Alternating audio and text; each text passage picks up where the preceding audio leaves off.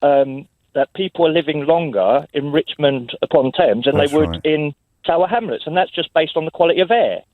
Do you know? Is it simply based the on air? where yeah, just simply the air quality. Gosh. That's why it's online. If you search it, No, it rings a bell now. You come to mention it. Actually, Yeah. I didn't realise it was just the air, though.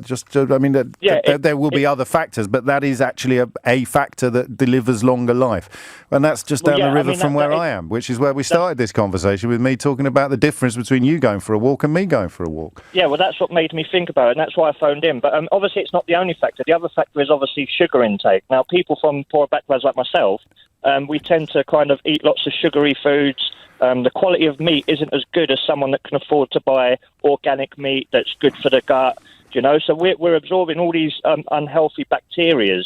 And some are good then for you, someone comes along and tries to help, and they get accused of being interfering do-gooders, or if the government's doing it, it's the nanny state, or if it's people in the public eye suggesting that we need progress in this area, it's virtue signalling. I tell you what, Sean, it's almost as if there's a massive amount of effort and money being spent on persuading poor people to stay unhealthy and to have shorter lives, and the money's all being spent by very wealthy people who absolutely do not mysteriously fund think tanks and right-wing outfits who are massively overrepresented in the news. That would be awful if that were the case. Yeah, and God, imagine if any of those people ended up getting jobs in government. That would be even more unthinkable, wouldn't it?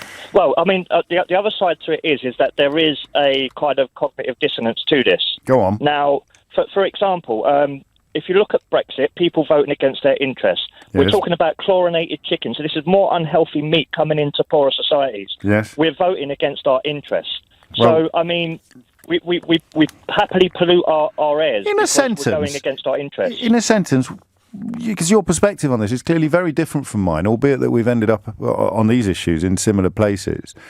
How does it work, Sean? How does it work? How do you end up persuading people who've already got the dirty end of the stick that they should vote for more dirt?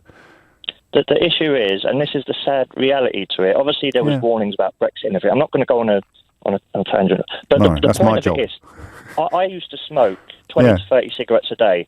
Until I had the heart problem and the diagnosis, I didn't give up until then. So, unfortunately, people are not going to realise until it impacts them. And that's the sad part. And even when it does impact them, there'll be somebody sitting alongside them whispering in their ear that it's all somebody else's fault entirely.